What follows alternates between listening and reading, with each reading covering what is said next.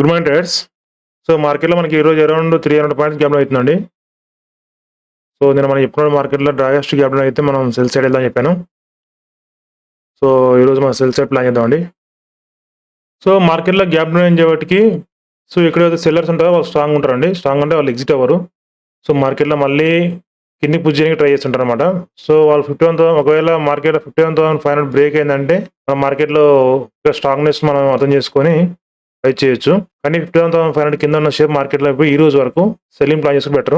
లేదు డ్రాగెస్ట్‌గా ఇప్పుడే 51,500 బ్రేక్ అయిందంటే మార్కెట్‌లో మళ్ళీ ఈ లెవెల్ కన్సల్టేషన్ అవ్వడానికి బ్రేక్అవుట్ వచ్చే ఛాన్స్ ఉంటుంది. చూద్దాం. ఒకవేళ 51,500 బ్రేక్ అయిందంటే బై సైడ్ వెళ్తారండి.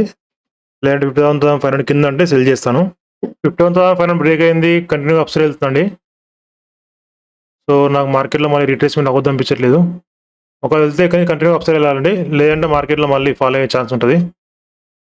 సో మనమైతే ట్రేడ్ చేసుకుందాం. కాల్ సైడ్ ఎంట్రీ తీసుకుందాం. సో ఎంట్రీ అవుతానండి ఇక్కడ. ఎంట్రీ అయ్యాను.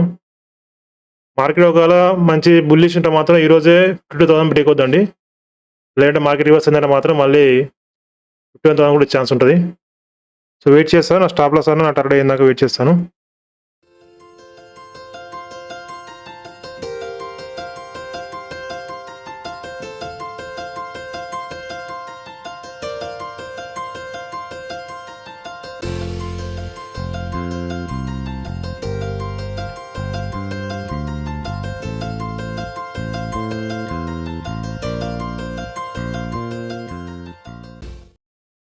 సో మార్కెట్ రిట్రేస్మెంట్ అవుతుందండి.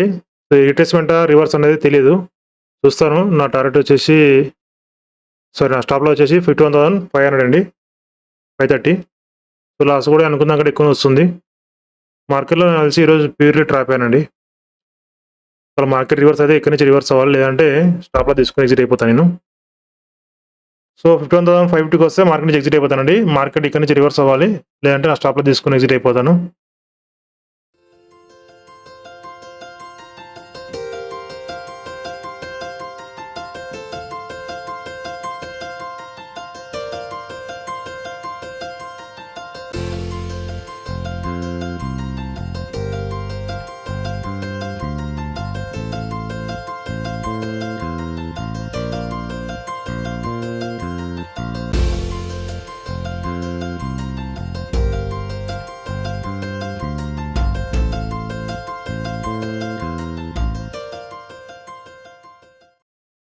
సో ఎగ్జిట్ అవుతానండి. మార్కెట్ రివర్స్ అయింది. సో మళ్ళీ నా లాస్ వచ్చేసి మళ్ళా.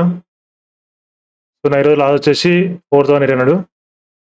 ఇక్కడ గ్యాప్ డౌన్ అయిన తర్వాతకి మార్కెట్‌లో డ్రాగెస్ట్ రిట్రేస్మెంట్ అయింది. ఓకే. సో యాక్చువల్లీ మార్కెట్‌లో 51,500 కాంచి మళ్ళీ మార్కెట్ రివర్స్ వస్తాం కానీ సో మార్కెట్ ఇక్కడ బ్రేక్ అయింది. సో ఇక్కడ బ్రేక్ అయిందనే దానికి ఇండికేషన్ ఏంది, మార్కెట్‌లో బయర్ స్ట్రాంగ్ ఉండి నాకు మళ్ళీ అప్ సైడ్ తీసుకెళ్ళే ఛాన్స్ ఉంటుంది అనుకొని ఇక్కడ బై చేశాను. సో నా స్టాప్ లాస్ హిట్ అయిపోయిందండి. సో మార్కెట్‌లో 51,600 బ్రేక్ అయిందంటే మార్కెట్‌లో మళ్ళీ ఈరోజు 51,800 కూడా బ్రేక్ అవుద్దాం అనుకున్నాను. సో మార్కెట్ ట్రాప్ అయిపోయాను.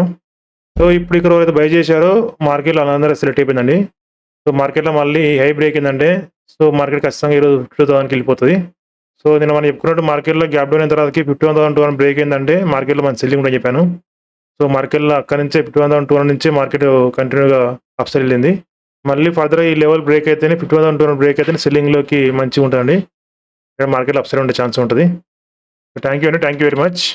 నా లైవ్ వీడియో మీకు నచ్చినట్లయితే ప్లీజ్ లైక్ చేయండి, సబ్స్క్రైబ్ చేసుకోండి, అలాగే ఆల్ నోటిఫికేషన్ ఆన్ చేసుకోండి. థ్యాంక్ యూ అండి. బాయ్.